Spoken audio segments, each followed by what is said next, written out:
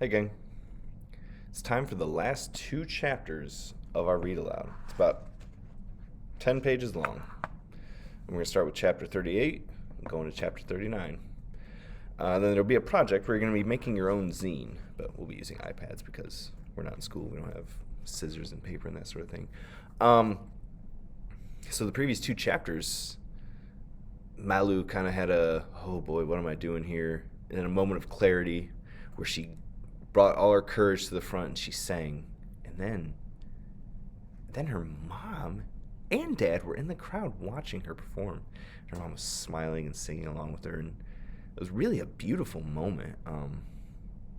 A moment where mom, I'm making an inference here. I'm using, where's my thinking voice at? I'm thinking about mom having a moment with her daughter where she comes together and goes, wow, that's my daughter, and it's what she wants to do. I'll support her. And I just assumed mom was a square. You don't get me, mom. I was never really that way with my mom. My mom was always nice and supportive. But I also never cut my hair and dyed my hair. I don't know. I'm sure I gave her some gray hairs. I wasn't always an angel, but anyway, chapter 38. That was awesome, Ellie said, jumping around. It was the most excited I'd ever seen her. That was better than an A+ on a test, Benny asked.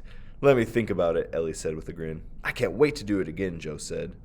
My body shook like when I didn't listen to Mom and had 2 cups of coffee with sugar in a row. I waited for Principal Rivera to come find us.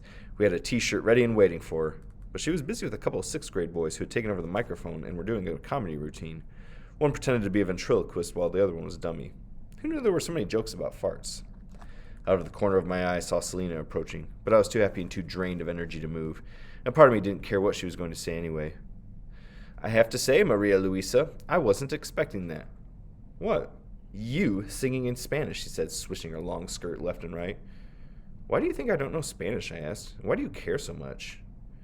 I was just trying to give you a compliment, okay, she said. I was going to tell you that it was kind of weird. Okay, it was really weird, but it wasn't so bad. I felt too good to let Selena bring me down, so I just gave her the most genuine smile I could muster. Your compliments need a little work, I said, but thanks. Selena looked at me like a cat eyeing its prey, then walked off, her long skirt sweeping the floor. She didn't end up taking the stage after us, but I hoped she would get to take those Irish dance lessons she wanted. Oh, that's sad. Principal Rivera announced that the school would consider having an open mic at next year's fall fiesta, but that, unfortunately, she had to disconnect the microphones. A group of kids booed until Ellie got us going on a protest chant. What do we want? She yelled. Alterna fiesta, the group responded, with me, Benny, and Joe taking the lead. When do we want it? Now! We kept it going for a minute before kids started to wander away toward the food and games. I saw Mrs. Hidalgo go over to Principal Rivera. I hoped she could smooth things over for us, but if she couldn't, that was okay too. Surprise! A familiar voice called out. Dad rushed toward me and scooped me up in a hug. Mom followed, carrying a bunch of flowers. You guys were amazing, he said. I can't believe you're here. I hugged him as tight as I could for fear that he'd disappear again, and breathed in his familiar dad's smell. I'm sorry. What are you sorry about? Dad asked, looking confused. For making you feel bad, I said, about Mrs. Hidalgo. Lou, you know I wish I always had the answers you need. Obviously I don't. But I'm glad you've met someone who seems to get you like Mrs. Hidalgo does, Dad said, and smiled. Really, and I can't wait to meet her. Me too, I said, relieved. When I pulled away from Dad, Mom grabbed me in her own tight squeeze. Dad's right, she said, standing back. You were amazing. What are both of you doing here? I wouldn't miss this for anything, Mom said, holding out the cluster of flowers. They looked like the flowers tattooed on Mrs. Hidalgo's arm. For the singer. Thanks, Mom, I said. They're dahlias, Mom said, the national flower of Mexico. I almost said, of course they are super Mexican, but instead I just said, these are really pretty. Why didn't you tell me about this? She asked. Mom's face sported a look I call sad mad. Her eyes looked sad, but her scrunched forehead looked mad. I guess now I knew why Mom had acted so weird this morning. Dad started to back away. I'll leave you to talk, he said. There's a caramel apple calling out to me. Mom nodded and Dad headed toward the carnival. Well, Mom asked, is this what you've been doing with Joe all this time? Why didn't you tell me? Why do you think, Mom? I figured the last thing you'd want to do is watch me be your weirdo daughter, especially in front of a crowd. Malu, we have our differences, but did you actually think I would want to miss you do something like this? Mom asked. Talk to me. What's up? I stared at the ground and rolled a small rock back and forth under my shoe. I guess I just didn't want to hear you criticize everything like you usually do. My Spanish or my clothes, I said. I get enough of that from Selena at school. Selena? Yeah, Mom, I said. I know it's hard to believe, but we aren't friends. My friends are the band. We're all pretty different, but they don't make fun of me. I'm sorry, Malu, Mom said. I know moving here has been hard enough, and I'm glad you've made friends. I never meant to make you feel bad about yourself. Well, you do, I said. You always look down on stuff I like doing because I'm not being a señorito or not appreciating my culture. It's hard for me to figure out how to be me when you're always telling me it's wrong. I hate that you're always disappointed in me. I'm not disappointed in you, Malu, Mom said, and I'm sorry I've made you feel that way. I can't help it that my Spanish stinks, I said, and I like my green hair. Mom nodded like she was really listening. I guess I didn't realize I was being so hard on you. Not always, I said, realizing Mom felt pretty bad, but sometimes. Well, Mrs. Hidalgo told me about the show, and your dad mentioned it, she said. It seemed like everyone knew except for me, and I had to wonder why that was. I guess sometimes we project feelings about ourselves onto others, and I'm sorry if I've done that to you. What do you mean, Mom? Well, it's not a coincidence that I do what I do for a living, she said. You know, growing up, I never felt like I was enough of anything either, or too much of what I wasn't supposed to be. Not Mexican enough, too nerdy. You? I asked in disbelief. Super Mexican? When your dad told me about the band and about how you've been feeling, it made me stop to think about how I've acted, she said. Even this morning, I couldn't help freaking out about your hair. Guess I have to work on letting you be you and being less uncool. You're not uncool, Mom, I said.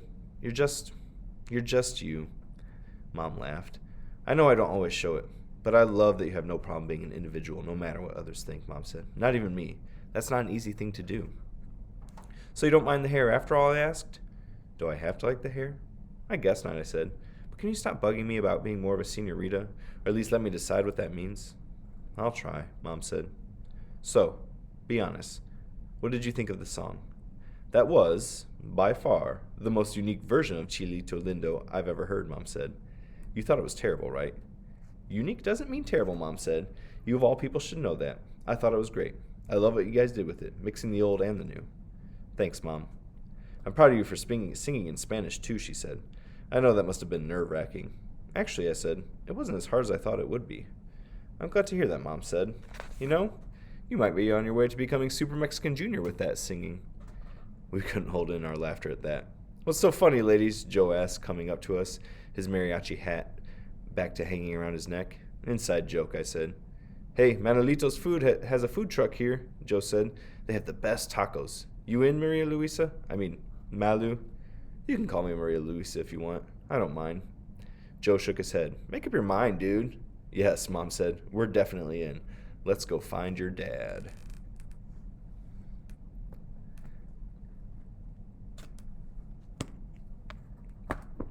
That's the end of chapter 38. The second part of the video is going to resume right about now. Here it is, the last chapter, chapter 39. I should have totally smashed my guitar, Joe said. You would have put in a lot more hours at Calaca to buy a new one, Mrs. Hidalgo replied. Maybe you can save that for when you're touring and making the big bucks. Yeah, Joe said. You're probably right, Ma. We sat at a picnic table next to Manolito's food truck, sharing baskets of tortilla chips and salsa. I'd ordered a vegetarian taco, and Mom had even made sure to ask them to leave off the cilantro without adding a comment about my lack of Mexican taste buds. Joe and his parents, Mom and Dad, Benny and Ellie, and even Senora Oralia joined us. I was excited to finally introduce Dad to Mrs. Hidalgo. I knew he'd like her and understand why she was so important to me. I had all my favorite people in the same place, and it made me feel like I was home, even if it wasn't the home I'd left a couple of months earlier. So, how does it feel to be a singer in a punk band, Dad asked. It feels pretty great, I said. Your friends seem cool, he added.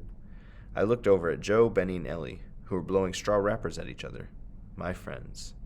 I might have actually found my Yellow Brick Road posse. Yeah, they are, I said. Are the Cocos going to be a punk ranchera band? Mrs. Hidalgo asked. I like it. Nah, Joe said. Maybe we'll write our own songs, right? I nodded. If we were going to be a real band, we had to start writing our own music. Bueno, I like the song, Senora Aurelia said. Maria Luisa eres la grande pequeña. Yes, she is, Mom said. Small in size, but big in voice. I felt myself blushing. Your hair looks great, by the way, Mrs. Hidalgo whispered. Thanks. My mom doesn't think so, I said. Lucky for her, I have to dye it back by Monday. Going from brown to green is a little extreme, she said. Might take some getting used to. Yeah, maybe. I ran my hand through my hair. She seemed to enjoy your performance, Mrs. Hidalgo said with a smile. Yeah, I said. What if she always thinks of me as her weirdo pie chart kid who doesn't meet any of her expectations? Don't worry about that so much, Mrs. Hidalgo said. You know, Malu, I like to think of us more like patchwork quilts, Mrs. Hidalgo said. Some pieces are prettier than others. Some pieces match and some don't. But if you remove a square, you're just left with an incomplete quilt. And who wants that? All our pieces are equally important if they make us whole, even the weird ones. I felt really lucky to have met Mrs. Hidalgo. She made me feel like there was hope, even for little weirdo coconuts like me. I hope to grow up to be at least half as rad as her. After dinner, I holed up in my room to work on a zine before bed. Dad and I made plans to check out Lori's Planet of Sound and some other nearby record stores the next morning, so I knew I shouldn't stay up too late. I washed off my makeup, put on my pajama pants, but kept on my Coco shirt. I pulled out the mix Mrs. Hidalgo had made for me and put on my headphones, turning the volume up loud, the only way to listen to punk rock. Like Dorothy from The Wizard of Oz, I definitely wasn't in Kansas anymore, but Chicago had started to feel less and less like Oz. I realized it was possible to make it feel more like home. As the music flowed through my headphones, I thought about what Mrs. Hidalgo had said at dinner. I knew I was part of Mom and part of Dad, but also part of things that were neither of them. I was my own patchwork quilt. Even punk music felt more like a mismatched quilt than I had ever considered. Being punk meant a lot of different things, just like being Mexican meant many things. Sometimes those things didn't seem to match, and that was okay because I discovered that maybe the first rule of punk was to make your own rules. Well, there you go, guys. The first rule of punk completed. There's a zine here. Now, you're going to want to pay attention to the activity I've outlined because you're going to be in charge of making your own zine. Just to show you what she has at the end here. The first rule of punk. Be the real you. Sometimes bold and brave and wanting to be inside the frame. Sometimes scared and unsure and happy to be outside the frame. A half Mexican girl who hates cilantro, struggles with Espanol, is still learning about her culture, loud and goofy, but quiet and serious too. Weird, punky, musical, artistic, sarcastic, heart-free, modern daughter, hija, amiga, friend, Maria Luisa, Malu, mismatched music, Posadas Calavera con guitarra, Swift Moves, The Brat, La Bamba, Richie Valens, Vulva, Pinata Protest. It's got a whole bunch of music here. Done your way. And it's got how to make a zine. Alright guys, that was a really good book. I enjoyed it. Check out what you need to respond to for this prompt for the last chapters of The First Rule of Punk.